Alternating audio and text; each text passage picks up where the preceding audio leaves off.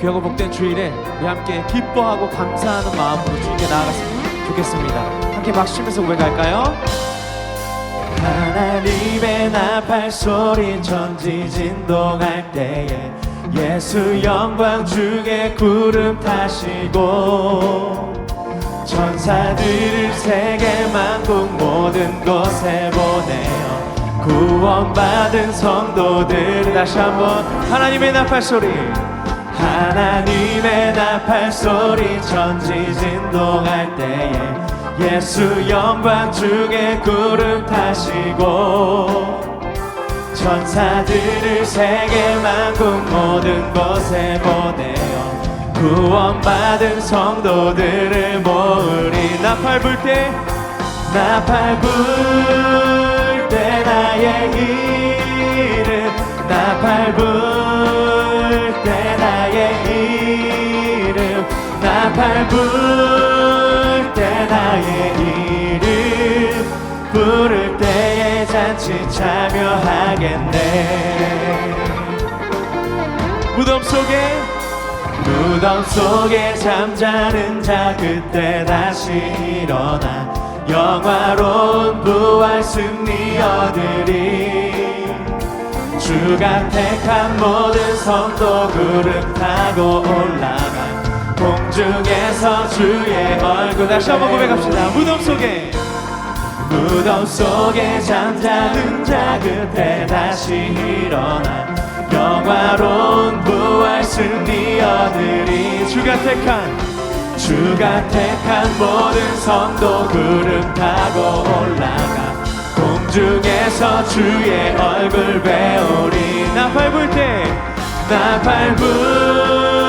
때 나의 이름, 나팔 불 때 나의 이름, 나팔 불 때 나의 이름 부를 때. 다시 한번 나팔 불 때 나의 이름, 나팔 불 때 나의 이름, 나팔 불 때 나의 이름, 나팔 불 때 나의 이름 부를 때에 잔치 참여하겠네. 주님 다시 오실 날을 우리 알 수 없으니 항상 기도하고 깨어 있어서 기쁨으로 보좌 앞에 우리 나가서도록 그때까지 참고 기다려. 다시 한번 주님 다시 오실 날을 우리 알 수 항상 기도하고 깨어 있어서 기쁨으로 보좌 앞에 우린 나가서도록 그때까지 참고 기다리. 나팔 불 때 나의 이름, 나팔 불 때 나의 이름, 나팔 불 때 나의 이름, 나팔 불 때 나의 이름 부를 때에 잔치 참여. 나팔 불 때 나의 이름, 나팔 불 때 나의 이름, 나팔 불 때 나의 이름, 나팔 불 때 나의 이름 부를 때에. 다시 우리 목소리로 고백합시다. 나팔 불 때, 나팔 불 때 나의 이름, 나팔 불 때 나의 이름, 나팔 불 때 나의 이름 부를 때에 잔치 참. 우리 기쁨과 믿음으로 선포합시다. 나팔 불 때, 나팔 불 때 나의 이름, 나팔 불 때 나의 이름, 나팔 불 때 나의 이름 부를 때에 잔치 참여하겠네. 우리를 영원한 생명으로 인도하시는 주님을 찬양합시다. 할렐루야.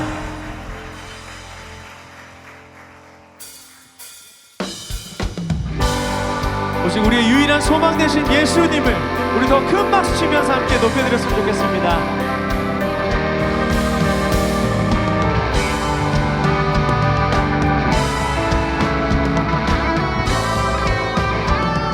슬픈 마음 있는 사람, 슬픈 마음 있는 사람, 예수 이름 믿으며 영원토록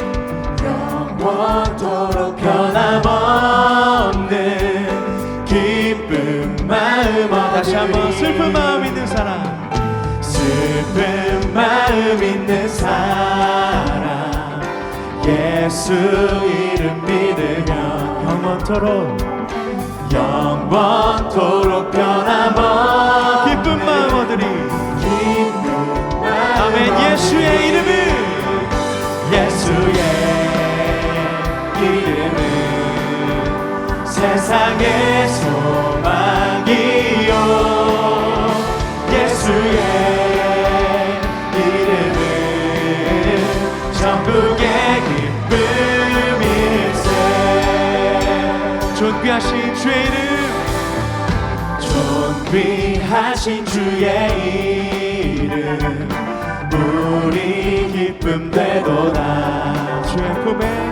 주의 품에 안길 때에 기뻐. 다시 한번 고백합시다. 존귀하신 주의 이름, 존귀하신 주의 이름 우리 기쁨 되도다. 우리 기쁨 되도다. 네. 주의 품에 안길 때에 기뻐 찬송 부르리. 예수의 이름은 세상의 소망이요, 예수의 이름은 천국의 기쁨. 예수의 이름은, 예수의 이름은 세상의 소망이요, 예수의 이름은 천국의 기쁨일세. 아멘.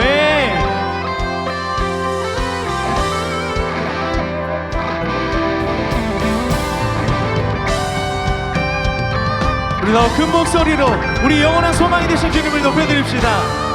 우리 갈 길 다간 후에, 우리 갈 길 다간 후에 보좌 앞에 나가 왕의 왕께 경배하며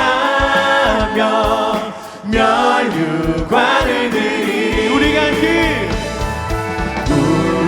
갈 길 다간 후에 보좌 앞에 나가 왕께 경배하며 면류관을 드리리. 예수의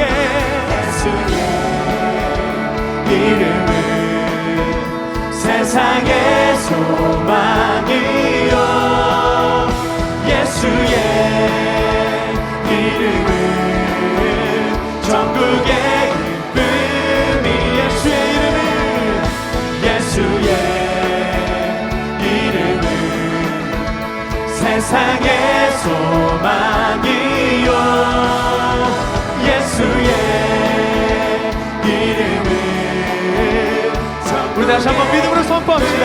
예수의 이름은 세상의 소망이요, 예수의 이름은 세상의 소망이요, 예수의 이름은 천국의 기쁨일세. 예수의 이름은 세상의 소망이요, 예수의 이름은 천국의 기쁨이. 예수의 이름은,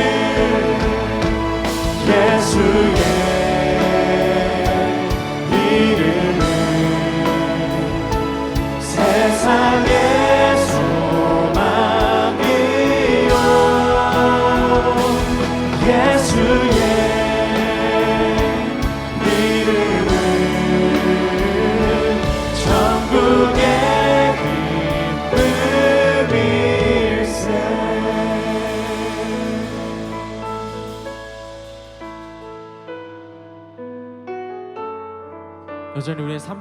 함께 동행하시고 우리를 생명으로 이끄시는 그 주님을 신뢰하며 따라가는 우리의 삶이 되기를 소망합니다.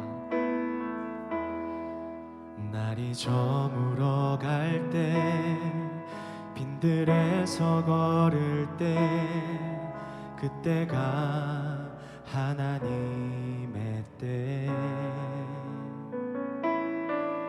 내 힘으로 안 될 때, 빈손으로 걸을 때, 내가 고백해 여호와 이래. 다시 한번. 날이 저물어 갈 때, 날이 저물어 갈 때, 빈들에서 걸을 때, 그때가 하나님의 때. 내 힘으로 안 될 때, 내 힘으로 안 될 때, 빈손으로 걸을 때, 내가 고백해 여호와 이래. 주가 일하시네.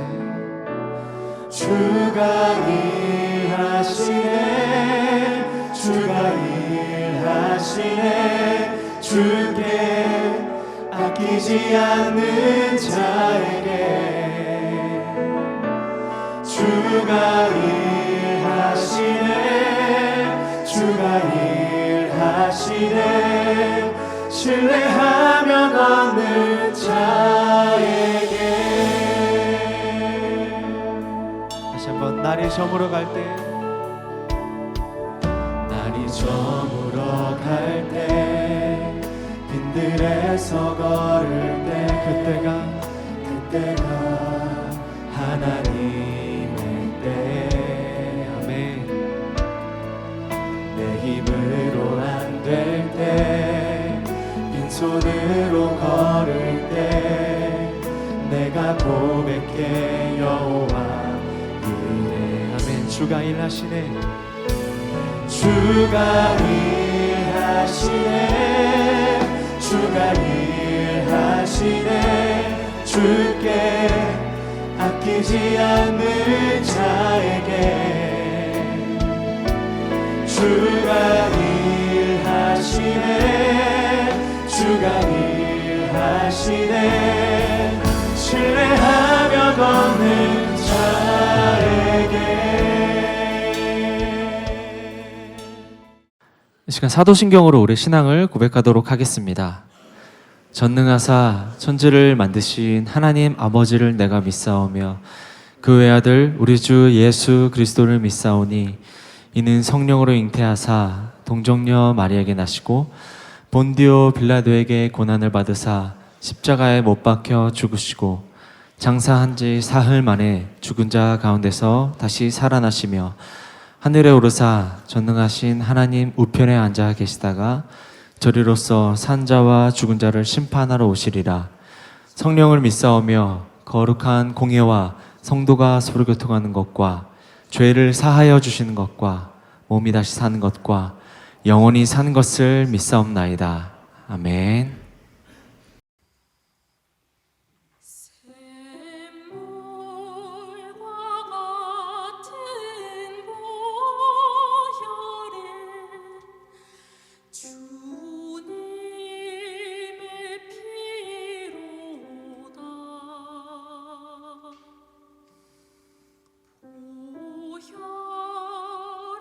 죄를 씻으면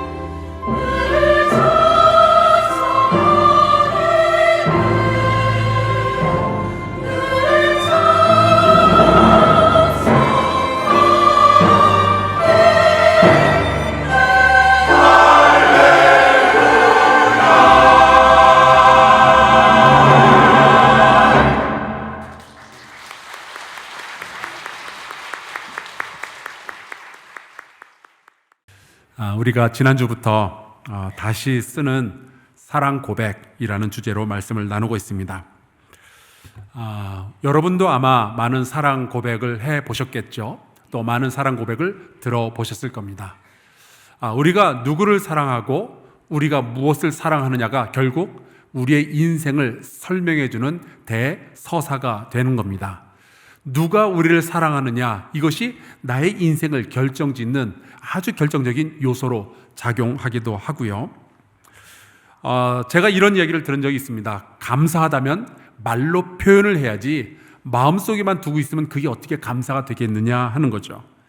마찬가지로 사랑도 여러분 마음속에만 가둬두지 말고 고백하고 표현할 수 있기를 바랍니다. 물론 이 사랑 고백은 연인 사이에만 있는 것은 아닙니다. 부모와 자식 간에도 사랑합니다 이야기할 수 있는 거고요. 친구들끼리도 내가 너 좋아한다, 내가 너 사랑한다 이야기할 수 있죠. 또 주님께서는 우리 보고 너희가 서로 사랑하라 라고 말씀을 하셨잖아요. 그러니까 당연히 성도와 성도끼리도 사랑해야 되겠고, 목사와 성도 사이에도 신뢰와 사랑이 있어야 되겠죠. 몇 년 전에 주일 예배 3부 예배를 마치고 이제 5층 식당에 올라가서 점심 식사를 하고 있었어요. 근데 한 4살, 5살 정도 된 여자아이가 저에게 오더니 갑자기 목사님 사랑해요 그러면서 저를 꼭 안아주는 겁니다. 우리 교회 집사님 부부 딸인데 그 순간 이제 제가 많이 당황스럽기도 했지만 한편으로는 또 얼마나 고마웠는지 몰라요. 마침 그 뒤에 여러 가지로 좀 힘든 일들이 있었거든요.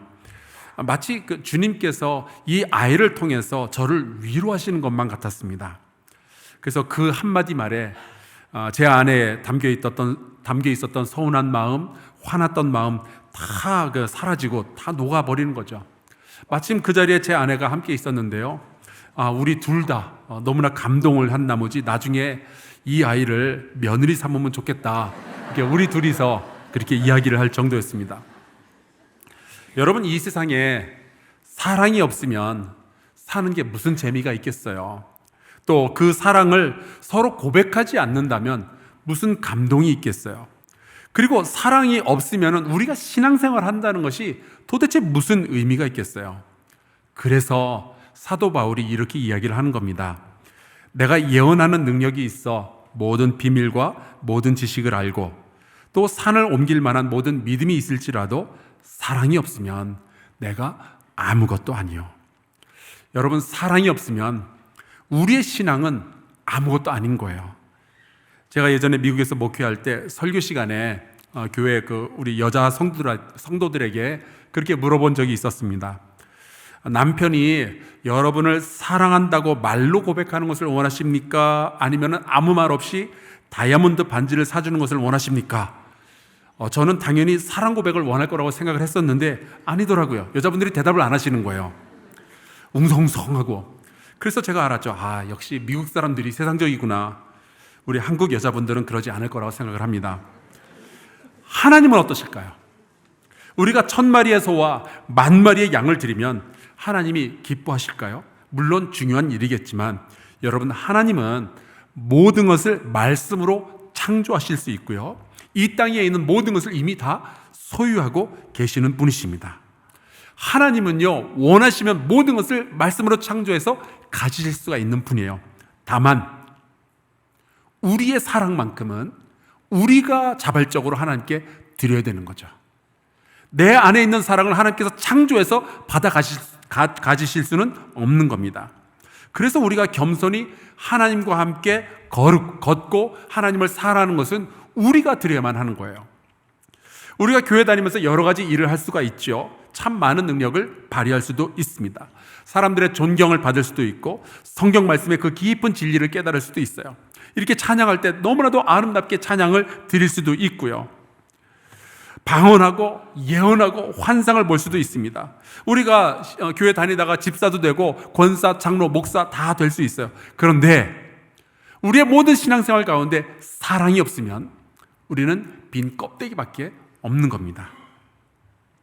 지난주에는 하나님께서 우리를 먼저 사랑하셨다라는 말씀을 나누었어요. 여러분, 살다가 아무리 아프고 힘들고 어려운 순간이 찾아올지라도 절대로 이 사실만큼은 흔들림 없이 믿으시기를 바라요. 하나님은 저와 여러분을 깊이 사랑하십니다. 예수께서 이 땅에 오셔서 전하셨던 복음의 핵심이 여기에 있는 거예요. 우리는 잊혀진 존재가 아니고, 우리는 버려진 존재가 아니고 하나님의 사랑을 받는 사람들입니다. 그래서 이스라엘 백성이 나라가 망하고 가장 힘들고 어려운 순간을 지나갈 때 스바냐 선지자를 통해서 하나님께서 주신 말씀이 있어요. 너의 하나님 여호와가 너희 가운데 계시니 그는 구원을 베푸실 전능자시라.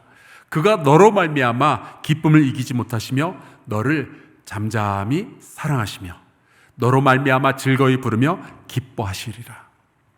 여러분, 앞으로 우리가 나누게 될 모든 사랑의 고백은 전부 다 하나님의 우리를 향한 사랑으로부터 출발하는 겁니다.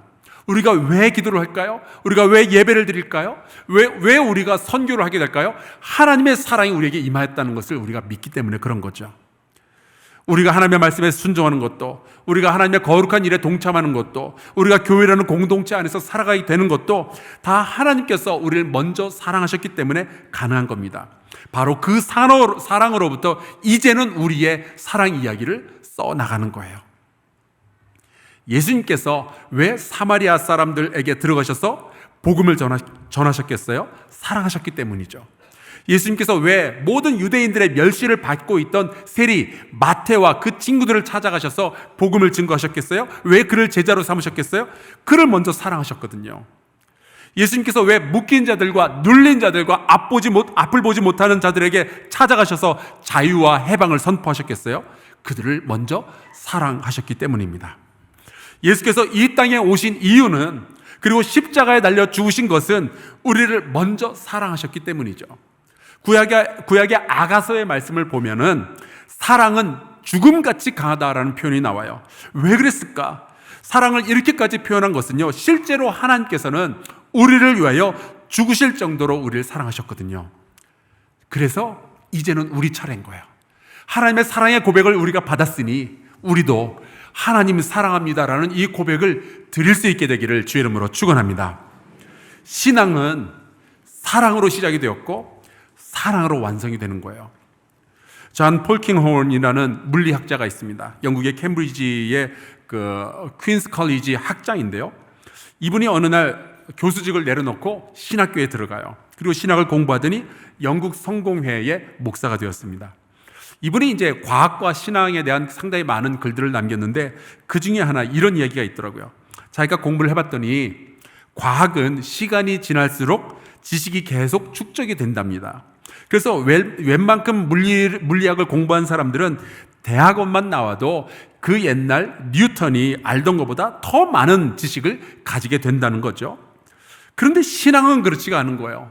자기가 신앙생활을 해보니까 이거는 과거에 누가 어떻게 믿었든 지금 나는 완전히 다른 스토리가 이어지는 거죠. 오히려 1000년 전에 하나님을 만났던 사람들이 오늘날 교회 다니는 우리보다 하나님에 대해서 더 깊고 더 자세하게 알 수도 있는 거예요. 또 학교를 다닌 적도 없고 글을 읽고 쓸 줄도 모르는 시골의 할머니가 우리 가운데 그 어느 누구보다도 하나님을 더 깊이 알 수도 있는 거죠. 왜냐하면 신앙은 지식이 아니라 관계이기 때문에, 신앙은 사랑이 핵심인 거거든요. 그래서 오늘 우리가 읽은 이 신명기의 말씀에 보면 모세가 이스라엘 백성에게 마지막으로 부탁하는 말씀 가운데 이런 게 나와요. 이스라엘아, 내 하나님 여호와께서 내게 요구하시는 것이 무엇이냐? 곧 내 하나님 여호와를 경외하여 그의 모든 도를 행하고 그를 사랑해야 된다. 하나님은 우리를 먼저 사랑하셨잖아요. 그런데 그 하나님은 이제 우리가 그 하나님 아버지를 사랑할 것을 기대하고 계시는 거예요. 하나님이 우리에게 사랑을 요구하셔요. 그게 하나님이 외로워서 그러시는 게 아닙니다. 하나님이 우리한테 먼저 사랑을 주셨으니까 나도 좀 받아야 되겠다, 그렇게 말씀하시는 게 아니죠. 하나님께서 우리에게 사랑을 요구하시는 이유는 우리가 하나님과의 사랑 안에서만 온전한 삶을 살게 될 것을 알고 계시니까 그러는 거예요. 하나님이 우리를 그렇게 창조하셨습니다. 하나님과의 관계 안에서만 우리가 인생의 목적을 제대로 달성할 수가 있으니까 우리에게 사랑을 요구하시는 거예요. 만약에 여러분이 교회는 다니고 예배는 참석하지만 하나님을 사랑하는 마음이 없다면 오늘 이 말씀을 묵상하는 가운데 다시 한번 나의 신앙을 점검할 수 있기를 바랍니다. 우리가 교회 다니면서 세상 일이 하도 바빠서 하나님과의 사랑의 그 관계를 좀 잊어버릴 때가 있지요. 믿기는 믿는데 내 안에서 하나님과의 그 풍성한 교제가 사라지는 경우들이 생깁니다. 만약에 그렇게 되면은요, 우리가 기도하기가 싫은 거예요. 혹시 여러분 요즘 기도하기 싫어지거나 그러면은 점검해 보실 필요가 있어요. 하나님의 말씀 읽는 게 귀찮아지고 예배 드리는 거 너무 힘들고 봉사하면서도 별로 기쁨이 없는 거죠. 혹시 교회에서 신앙생활하다 상처 입게 되잖아요. 아마도 그 근본적인 이유는 어떤 사람이 나한테 잘못하고 어떤 사람이 미워서 그런 게 아니라 내 안에 아버지 하나님을 향한 사랑이 식어서 그런 일들이 벌어지게 된 걸 거예요. 우리가 살아가면서 어떤 일을 하는 데는 꼭 동기라는 것이 필요하죠. 내가 왜 이 일을 해야만 하는가 하는 거예요. 이번에 그 우크라이나와 러시아 사이에 이제 전쟁이 벌어지면서 바그너 그룹이라는 회사가 뉴스에 많이 등장했습니다. 이 회사는 물건을 만들어 가지고 파는 그런 회사가 아니고요. 돈을 받고 전쟁을 대신 치루어주는 회사예요. 세상에 별 회사가 다 있더라고요. 근데 여기서 일하는 사람들의 목적은요, 이 사람들이 전투를 하는 유일한 동기는요, 돈이에요. 돈만 받으면 뭐든지 하는 거예요. 목숨까지 거는 거예요. 여러분, 우리가 교회 다니면서 신앙생활을 하는 이유가 뭘까요? 왜 우리는 이 자리에 함께 모여서 하나님을 찬양하고 있는 걸까요? 예배드리는 가장 중요한 동기가 뭘까요? 우리가 기도하고 우리가 말씀을 공부하고 우리가 선교에 헌신하는 가장 중요한 동기는 어떤 걸까요? 더 복받기 위해서도 아니죠. 좋은 사람들 사귀기 위해서도 아닙니다. 착하게 사는 거 좋지만 그것도 아니에요. 저는 우리 모든 신앙생활에 모든 예배의 가장 중요한 동기는 하나님을 향한 사랑이어야 한다고 믿습니다. 성경이 우리에게 그것을 가르쳐주고 있는 거예요. 그래서 성경은 우리를 향한 하나님의 사랑을 증언하고 있지만 또한 하나님을 향한 사람들의 사랑 고백들로 성경이 가득 채워져 있는 거죠. 오늘 우리가 읽은 이 말씀에 보면 모세가 이스라엘 백성들에게 이야기를 합니다. 하나님을 사랑해야 된다. 왜냐하면 우리가 하나님을 사랑해야 할 이유가 너무 많거든요. 너무 풍성하거든요. 오늘 말씀 14절을 볼까요? 하늘과 모든 하늘의 하늘과 땅과 그 위의 만물은 본래 내 하나님 여호와께 속한 것이로되. 여러분, 우리가 사랑하는 아버지 하나님이 어떤 분인지 아세요? 이 세상 모든 것을 다 창조하신 분이시고 그 모든 것을 다 소유한 분이십니다. 우리가 사랑하는 하나님은 우리가 자랑해야 할 하나님인 거예요. 우리는 우리가 만든 세상에서 우리 능력으로 사는 것이 아니라 하나님이 만들어 놓은 세상에서 하나님의 은혜로 살아가고 있는 거죠. 물론 우리가 살아가면서 이런저런 결핍을 경험할 때가 있습니다. 돈이 부족하기도 하고 건강이 부족할 때도 있죠. 하지만 그것은 하나님이 못 주셔서 그런 일이 벌어지는 게 아니고 우리를 미워하기 때문에 그런 일이 벌어지는 것이 아니고 우리가 다 이해하지 못하지만 하나님의 다른 거룩한 깊은 뜻이 있는 거예요. 그러니까 주를 사랑하는 우리에게는 모든 것이 합력하여서 언젠가는 선을 이루게 될 줄로 믿습니다.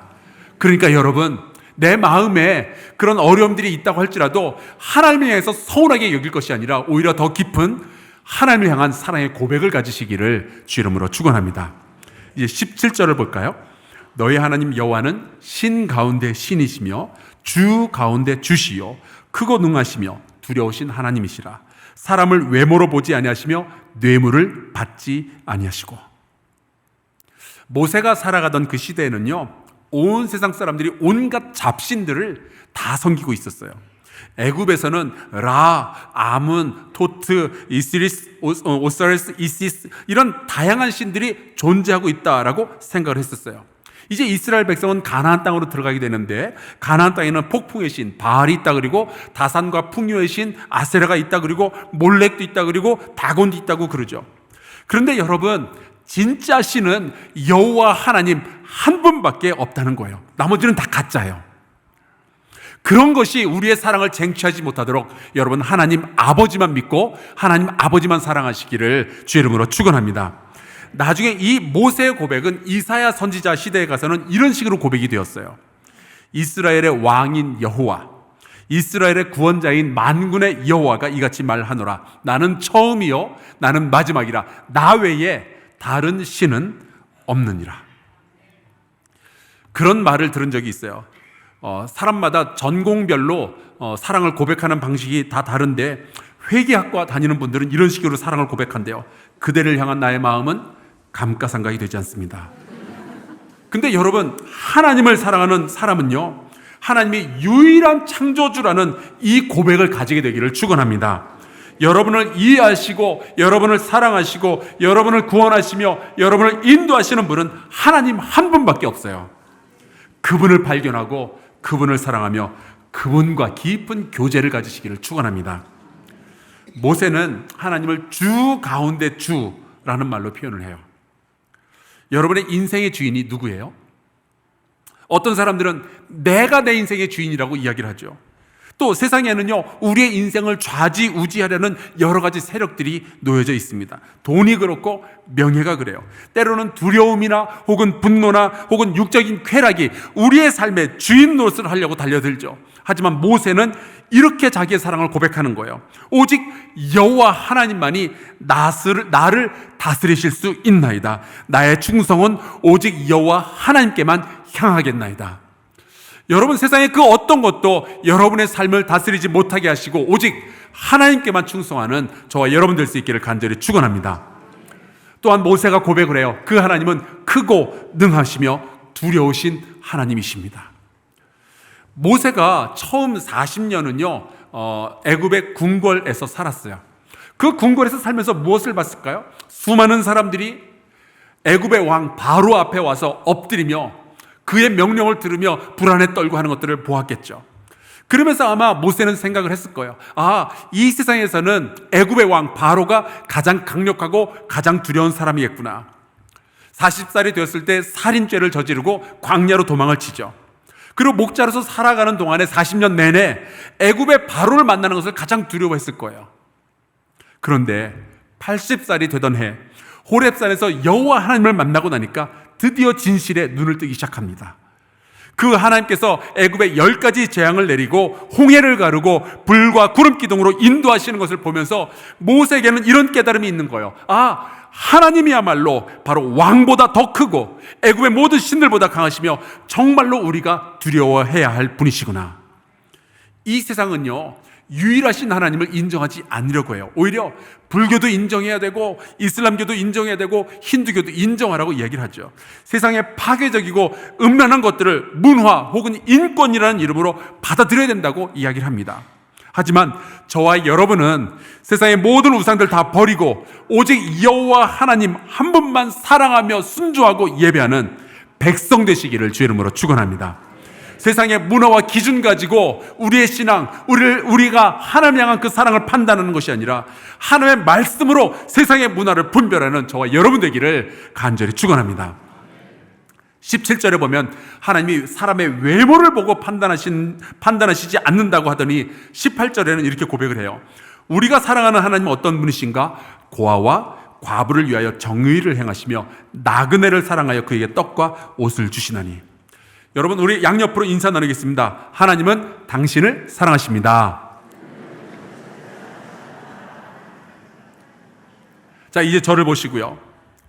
여러분이 방금 인사 나눈 그분은 외모를 보아하니 하나님의 사랑을 받을 만하던가요? 네.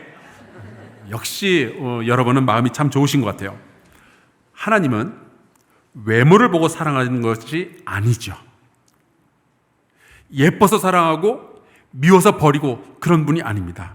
하나님은 우리가 하나님의 자녀니까 사랑하시는 거예요. 게다가 하나님은 그렇게 강하고 무서운 분인데도 불구하고 정의로우신 분이십니다. 그 하나님은 자기 힘으로서는 도저히 일어설 수 없는 사람들을 도우시고 이끌어주시고 세워주시는 거예요. 인류의 역사를 보면은요, 늘 권력과 종교가 굉장히 밀접한 관계를 가지고 지나왔습니다. 애굽과 가나안 땅에서 말하는 신들은요, 늘 강자의 편, 권력자의 편이었어요. 사실 통치자의 왕권을 강화시키기 위해서 존재했던 것들이 수많은 우상들이었습니다. 왕들은 자기들이 만든 우상하고 결탁을 해가지고 백성들을 탄압하고 온갖 부유함을 자기들끼리 다 누리고 있었거든요. 로마 제국을 보면요, 황제는 늘 신과 연결되었다라고 사람들에게 이야기를 했어요. 오죽하면은 자기가 신의 아들이라고 이야기를 했겠어요. 정권 유지를 하기 위해서 신들을 등장을 시키는 거죠. 그런데 모세가 경험했던 하나님은 완전히 다른 분인 거예요. 그분은 오히려 약자를 보살피시고 그들을 먹여 살리시는 하나님이신 겁니다. 다윗이 살아가는 동안에 가장 힘들고 어려웠던 시기가 있죠. 바로 사울 왕이 자기를 죽이려고 암살자들을 보내서 추격했던 시기였어요. 그때 다윗이 간신히 암살자들을 피해서 목숨을 건졌을 때에 그가 하나님께 드렸던 사랑의 고백이 시편 18편에 이렇게 기록되어 있습니다. 나의 힘이신 여호와여, 내가 주를 사랑하나이다. 여호와는 나의 반석이시요 나의 요새이시요 나를 건지시는 이시요 나의 하나님이시요 내가 그 안에 피할 나의 바위시요 나의 방패시요 나의 구원의 뿌리시요 나의 산성이시로다. 여러분, 우리가 살다 보면 약해질 때가 있잖아요. 억울한 고통을 당할 때도 있잖아요.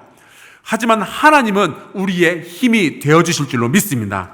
우리가 사랑하는 그 하나님은요, 우리의 모든 형편을 다 아시고 기꺼이 우리를 도와주실 우리의 아버지이신 거예요. 자, 그래서 우리가 하나님을 향한 이런 사랑의 고백을 가지고 있다면 이제 우리는 어떻게 살면 좋을까요? 제가 최근에 우리 한국 사회, 한국에서 돌아가는 여러 가지 문화를 보면서 이런 생각을 자꾸 하게 됩니다. 우리가 사랑하는 아버지 하나님이 이 땅과 이 백성들로부터 영광을 받지 못한다면 그것이 우리의 가장 큰 슬픔이요, 우리의 고민이 되어야 되지 않겠는가 하는 거죠. 누가 우리 엄마 아빠 욕하는 것은 못 참으면서 이 땅에서 방영되고 있는 영화와 드라마들이 하나님을 모독하는 내용들을 담고 있을 때 우리가 그냥 웃고 있을 수는 없는 거잖아요. 우리가 하나님을 사랑한다는 것은 하나님을 거부하거나 혹은 왜곡하는 이 세상에서 우리가 하나님을 강력하고 담대하게 증거할 것을 뜻한다고 믿어요. 무신론자들이 우리의 아버지 하나님을 공격할 때 우리가 그냥 편안히 숨어서 지낼 수는 없는 거죠. 우리가 하나님을 사랑한다면 하나님의 영광이 우리의 모든 행동의 최우선이 되어야 한다고 믿습니다. 그래서 우리가 선을 행하여 하나님 아버지께서 찬양을 받으시도록 해야죠. 예수께서 이런 말씀을 하셨어요. 이같이 너희 빛이 사람 앞에 비치게 하여 그들로 너희 착한 행실을 보고 하늘에 계신 너희 아버지께 영광을 돌리게 하라. 여러분, 이 말씀이 우리의 삶에 그대로 적용되기를 간절히 축원합니다. 요즘 우리가 참 바쁘죠. 학교에서 공부하고 직장에서 일하고 아이들 교육시키고 이제 아이들 다 키워가지고 결혼해서 보내고 나면은 이제 좀 쉴만한데 손주들이 생겨나가지고 또 손주들 돌봐야 되고, 제 친구들 가운데는 은퇴해가지고 이제 좀 편하게 쉬는가 했더니 백수가 과로사 한다는 이야기를 제 친구들이 하더라고요. 분주해요. 너무 바쁘게 살고 있어요. 그런데 만약 그런 분주함 속에서 우리가 하나님과의 그 풍성한 교제를 잃어버린다면 여러분, 우리 다시 회개하고 사랑의 아버지 나의 하나님 그분께로 나아갈 수 있게 되기를 주의 이름으로 축원합니다. 하나님을 향한 우리의 사랑의 고백을 다시 회복할 수 있기를 바랍니다. 사랑이 없으면 우리의 신앙은 껍데기밖에 없는 거거든요. 우리의 모든 행위와 우리의 모든 태도에서, 우리의 언어에서 하나님의 성품을 반영하고 우리가 처해 있는 환경이 어떠하든 하나님의 사랑을 신뢰하며 그 하나님 아버지를 사랑하는 저와 여러분 될 수 있기를 간절히 축원합니다. 제가 여러분하고 이 찬양을 부르고 싶었어요. 우리 같이 이 찬양하고 아버지께 기도하기를 바랍니다. 여호와께 돌아가자라는 찬양인데 약간 여러분이 혹시 모르시더라도 열심히 한번 같이 찬양하면 좋겠습니다.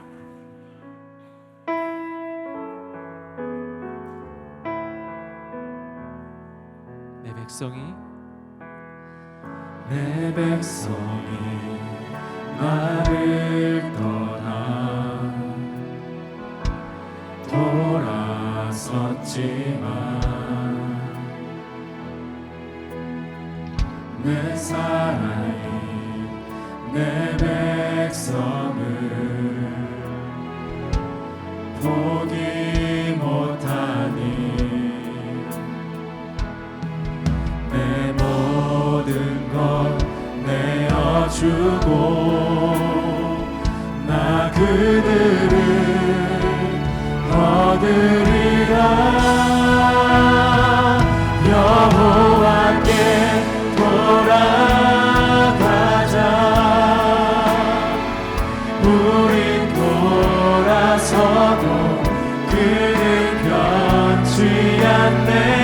여호와께 돌아가자. 우린 넘어져도 그 사랑 영원하네. 사랑 노래 참고 사랑은 오래 참고 자신을 내어주네.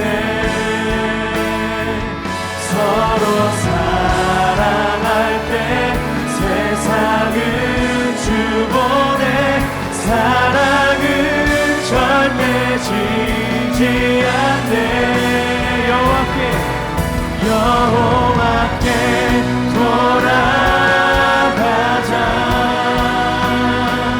우린 돌아서고 그는 변치 않네.